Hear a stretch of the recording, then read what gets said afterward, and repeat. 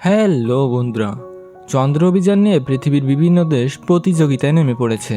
তাই এই প্রতিযোগিতায় যোগ দেয় দক্ষিণ কোরিয়ার মহাকাশ পর্যবেক্ষণ সংস্থা কাসা। কিন্তু দুর্ভাগ্যবশত তাদের প্রথম চন্দ্র অভিযান একটি দুর্ঘটনার মাধ্যমে বাতিল হয়ে যায়। কিন্তু তার 5 বছর পর ওই সংস্থা আবার তাদের দ্বিতীয় অভিযান শুরু করে। এইবার তারা সফলভাবে রকেট লঞ্চ করলেও মহাকাশে পৌঁছানোর পর সেটিতে সমস্যা দেখা দেয়। আর এই দুর্ঘটনায় 3 জনের ভিতর 2 জন অ্যাস্ট্রোনট সেখানে মারা যায়। বাকি একজন অ্যাস্ট্রোনটের কী হয়েছিল সেটা জানতে ভিডিওটি শেষ পর্যন্ত দেখুন।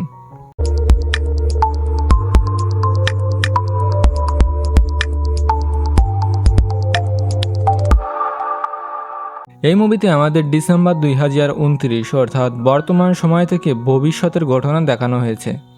5 বছর পূর্বে অর্থাৎ 2024 সালে বাকি দেশগুলোর মতো কাসাও একটি নভোচারীর দল নিয়ে চন্দ্র অভিযানের পরিকল্পনা করে। কিন্তু দুর্ভাগ্যবশত এই মিশন চলাকালে যান্ত্রিক ত্রুটির কারণে এই মিশনের সাথে যুক্ত সকল নভোচারী মারা যায় এবং এটিকে দক্ষিণ কোরিয়ার ব্যর্থ চন্দ্র অভিযান হিসেবে ধরা হয়।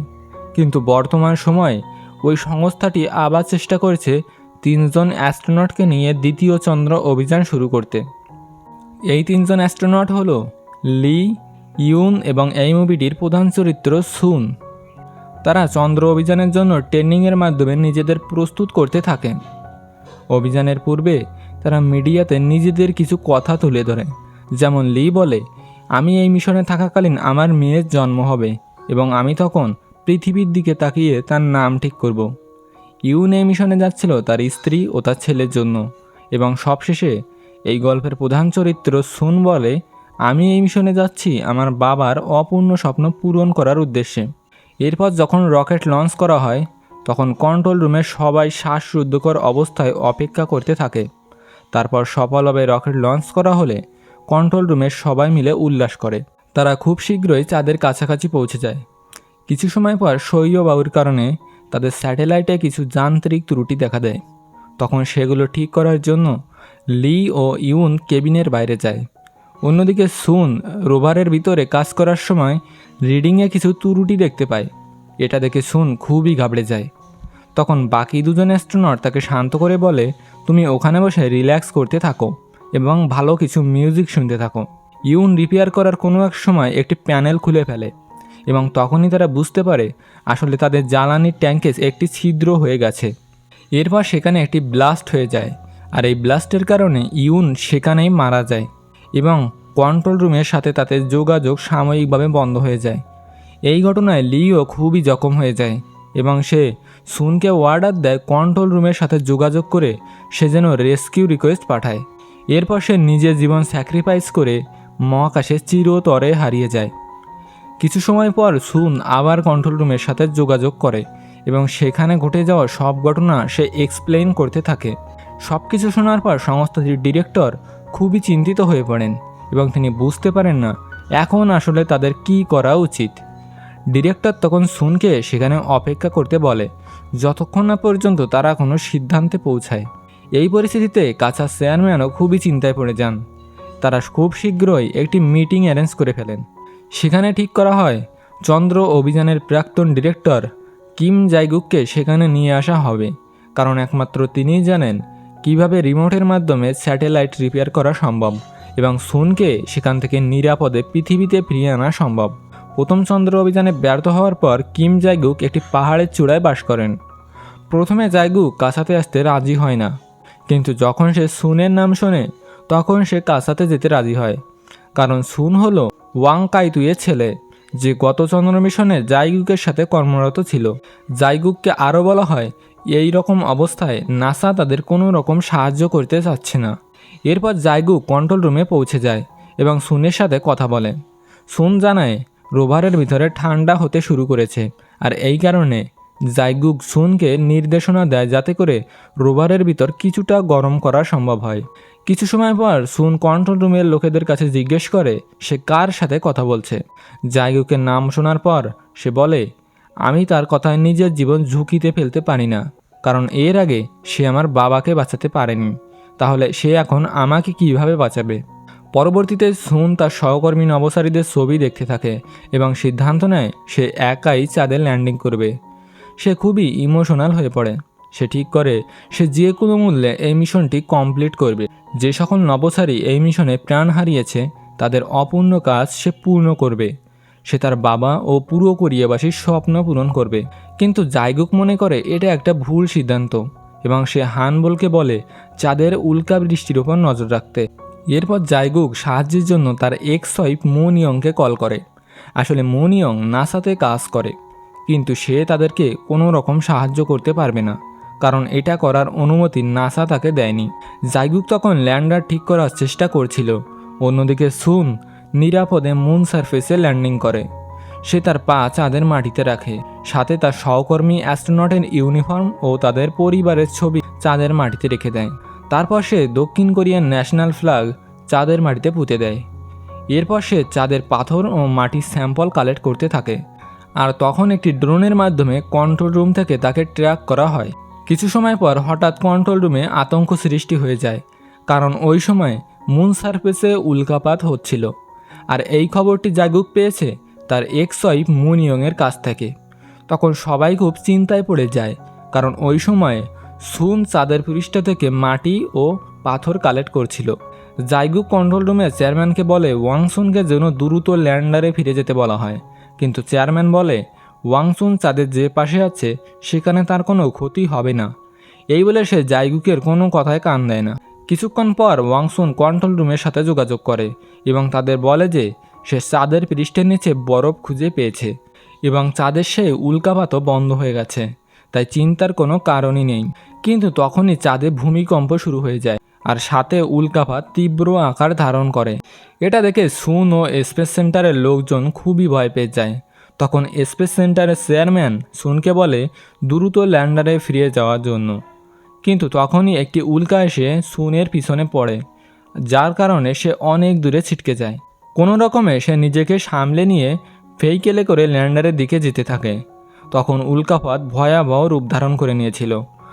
জাইগুকের অ্যাসিস্ট্যান্ট তখন জাইগুককে জানায় হিসেব অনুযায়ী পরবর্তী উল্কাপাতটি ওয়াংসুনকে হিট করবে। তখন জাইগুক কমান্ড ডিরেক্টরকে একটি ডিভাইস দেয় এবং মডিউল রিসেট করতে বলে, যাতে ওয়াংসুনকে সেখান থেকে বের করা যায়। কিন্তু ফ্লাইট ডিরেক্টর ওই ডিভাইসটি ইউজ করতে চায় না, কারণ সেটা আগে কখনো পরীক্ষা করা হয়নি। এই নিয়ে দুজনের ভেতর অনেক সময় কথা চলতে থাকে। অন্যদিকে ওয়াংসুন চেষ্টা করে দ্রুত ল্যান্ডারে ফিরে যাওয়ার জন্য, কিন্তু দুর্ভাগ্যবশত একটি উল্কা এসে সুনের গাড়ির সামনে একটি বড় গর্ত তৈরি করে ফেলে, আর ওই গর্তে সে তার ভেহিকলস নিয়ে ফেসে যায়। জাইগুক তখন একজন সায়েন্টিস্টকে কমান্ড মডিউল সিস্টেম দ্রুত রিসেট করতে বলেন। ওয়াংসুন তখন কোনোভাবে ড্রোনের মাধ্যমে নিজেকে সেখান থেকে বের করে নেয়। তারপর সে দ্রুত ল্যান্ডারের কাছে পৌঁছে যায়। অন্যদিকে স্পেস সেন্টারের লোকজন মডিউল রিসেট করতে সক্ষম হয়। এখন তাদের উদ্দেশ্য হলো ল্যান্ডারকে মুন সারফেস থেকে বের করা, কারণ কিছুক্ষণের মধ্যেই ল্যান্ডারের কাছাকাছি উল্কাপাত হতে চলেছে। অবশেষে ল্যান্ডার টেক অফ করে এবং মুন সারফেস থেকে মহাকাশযানের দিকে পৌঁছে যায়। এখন তাদের উদ্দেশ্য হলো ল্যান্ডারকে মহাকাশযানের সাথে যুক্ত করা। ল্যান্ডারটি তখন আস্তে আস্তে কমান্ড মডিউলের সাথে যুক্ত হতে থাকে, কিন্তু দুর্ভাগ্যবশত একটি উল্কা এসে মডিউলে আঘাত করে। ওয়াংসুনকে তখন বলা হয় মডিউল থেকে ল্যান্ডার আলাদা করে নিয়ে এটিকে ম্যানুয়াল মোডে কন্ট্রোল করতে, কিন্তু সেখানে অ্যামোনিয়া লিক হওয়ার কারণে তার নিঃশ্বাস নিতে সমস্যা হয় এবং তার মাথা ঘুরতে থাকে। জাইগুক তাকে দ্রুত তার হেলমেট পরে নিতে বলেন। তখন ওয়াংসুন তার হেলমেট পরে নেয়, কিন্তু তারপরও কোনো এক সময় ওয়াংসুন জ্ঞান হারিয়ে ফেলে। তখন স্পেস সেন্টারের সাথে ল্যান্ডারের কানেকশনও বন্ধ হয়ে যায়, যেটার কারণে স্পেস সেন্টারের সবাই খুব চিন্তায় পড়ে যায়। তারা ভাবে তারা হয়তো ওয়াংসুনকে হারিয়ে ফেলেছে। এরপর 4 ঘন্টা হয়ে যায়, কিন্তু ওয়াংসুনের সাথে আর কোনো যোগাযোগ করা সম্ভব হয় না। আর যদিও ওয়াংসুন চাঁদে আছড়ে পড়ে, তারপরও তার বেঁচে থাকার সম্ভাবনা খুবই কম, কারণ ল্যান্ডারে পর্যাপ্ত ফুয়েল ও অক্সিজেন ছিল না। সুতরাং এই মিশনটিকে তারা ব্যর্থ হিসেবে ধরে নিয়েছিল। এরপর জাইগুক তার বাড়িতে ফিরে আসে এবং ডিপ্রেশনে বসে থাকে। তখনই সেখানে তার এক্স ওয়াইফ মুন ইয়ংয়ের মেসেজ আসে, যাতে সে বলে ওয়াংসুন মুনের ডার্ক সাইডে ক্র্যাশ করেছে এবং সে এখনও জীবিত আছে। এরপর সে জাইগুককে কিছু নাম্বার দেয়, যার মাধ্যমে সে ওয়াংসুনের সাথে কথা বলতে পারবে। এরপর জাইগুক ও তার অ্যাসিস্ট্যান্ট দ্রুত অবজারভেটরিতে চলে যায় এবং ওয়াংসুনের সাথে যোগাযোগ করে। ওয়াংসুন তাদেরকে জানায় সে ল্যান্ডারের অ্যামোনিয়া লিকেজ ঠিক করে ফেলেছে এবং সব কিছু বন্ধ করে দিয়েছে। তার কাছে যে অক্সিজেন আছে তা দিয়ে সে সর্বোচ্চ 5 ঘন্টা জীবিত থাকতে পারবে। ওয়াংসুনের সাথে কথা বলার সময় জাইগুকের অ্যাসিস্ট্যান্ট তার কথাগুলো রেকর্ড করতে থাকে। পরবর্তীতে সে এগুলো ইউটিউবে আপলোড করে দেয়, যাতে করে নাসা তাদের সাহায্যের জন্য এগিয়ে আসে। এই ভিডিও তখন ইউটিউবে দ্রুত ভাইরাল হয়ে যায় এবং সবাই জেনে যায় ওয়াংসুন এখনও জীবিত আছে। নাসা চেয়ারম্যান বুঝতে পারে মুনিয়ং তার হাজব্যান্ড ও কোরিয়াদের সাহায্য করছে, কারণ এই বিষয়টা ছিল টপ সিক্রেট।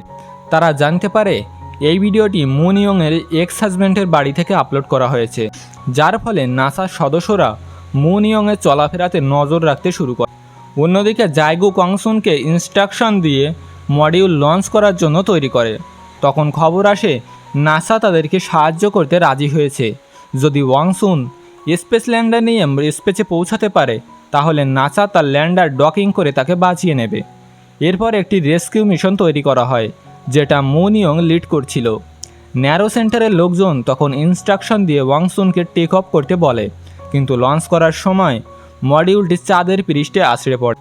আর এই দুর্ঘটনার জন্য মডিউলের ডকিং পোর্ট পুরোপুরি ড্যামেজ হয়ে যায়, যার কারণে এই মডিউলটি আর কোনোভাবেই স্পেসশিপের সাথে কানেক্ট করা সম্ভব নয়।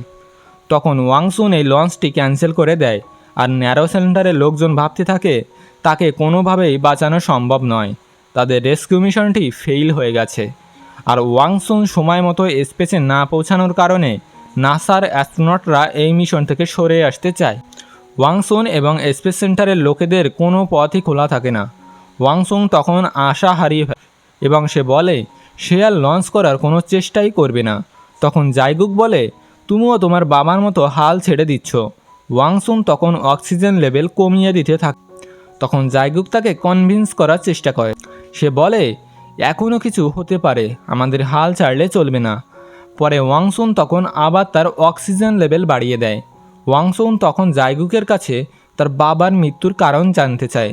তখন জাইগুক বলে প্রথম মিশনে তারা যখন স্পেসশিপ লঞ্চ করছিল তখন স্পেসশিপে একটি সমস্যা ছিল, কিন্তু ওয়াংসুনের বাবা এই বিষয়টি হাইড করে, যার কারণে একসময় ওই স্পেসশিপটি ব্লাস্ট হয়ে যায়, আর এই জন্য পরবর্তীতে সে আত্মহত্যা করে। জাইগুক বলে এতে তোমার বাবার কোনো দোষ ছিল না, কারণ সে স্পেসশিপ লঞ্চের আগের দিন এই ত্রুটির বিষয়টি জাইগুককে বলেছিল না, কিন্তু জাইগুক এই বিষয়ে তেমন কোনো অ্যাকশন নেয় না, যার কারণে ওই স্পেসশিপটি ব্লাস্ট হয়ে যায় এবং ওয়াংসুনের বাবা ও জাইগুক খুবই কষ্ট পায়। এরপর জাইগুকের কথা শুনে ওয়াংসুন আবার অক্সিজেন লেভেল বাড়িয়ে না। তারপর মুনিয়ং বলে ওয়াংসুন তার পজিশন থেকে সোজা স্পেসে পৌঁছাতে পারবে এবং সেখান থেকে লুনার গেটের অ্যাস্ট্রোনটরা তাকে পিক আপ করে নিতে পারবে, কিন্তু নাসা এই বিষয়টি অ্যালাউ করবে কিনা তার জন্য মুনিয়ং অন্য একটি প্ল্যান করে নেয়। মুনিয়ং একটি সিক্রেট রুমে বসে লুনার অ্যাস্ট্রোনটদের সাথে যোগাযোগ করে। সে তাদের রিকোয়েস্ট করে ওয়াংসুনকে সেখান থেকে রেস্কিউ করার জন্য। এরপর ওয়াংসুন তার ল্যান্ডার নিয়ে ফুল স্পিডে স্পেসে পৌঁছে যায়। এরপর নিজেকে মডিউলের সাথে বেঁধে স্পেসে জাম্প করে, যাতে লুনার অ্যাস্ট্রোনটরা সেখান থেকে তাকে উদ্ধার করতে পারে। কিন্তু ওয়াংসুন আবার চাঁদের সারফেসে পড়ে যায়, কিন্তু তখন সেখানে লুনার অ্যাস্ট্রোনটরা এসে তাকে রেস্কিউ করে। ওয়াংসুন হয়তো কোনোভাবে ড্রোনের মাধ্যমে তাদের কাছে পৌঁছে গিয়েছিল। অবশেষে নাসার অ্যাস্ট্রোনটরা তাকে রেস্কিউ করে নেয় এবং সে আবার পৃথিবীতে ফিরে আসতে সক্ষম হয়। অন্যদিকে মুনিয়ংকে চাকরি থেকে বাদ দেওয়ার পরিবর্তে নাসার চেয়ারম্যান বানিয়ে দেওয়া হয়। মুনিয়ং সব কিছুর উপরে মানবিকতাকে গুরুত্ব দিয়েছে, তাই হোয়াইট হাউস তাকে এই অবস্থানে বসিয়েছে। সিনেমাটির শেষে আমরা দেখতে পাই ওয়াংসুন তার ইউনিফর্ম পরে জাইগুককে স্যালুট করছে, আর এখানেই আমাদের এই সিনেমাটি শেষ হয়ে যায়। তো ভিউয়ার্স, কেমন লাগলো মুভিটি অবশ্যই আমাদের কমেন্ট বক্সে জানাবেন, আর ভালো লাগলে অবশ্যই আমাদের চ্যানেলটি সাবস্ক্রাইব করবেন। দেখা হবে পরবর্তীতে নতুন কোনো মুভির এক্সপ্লেইন নিয়ে।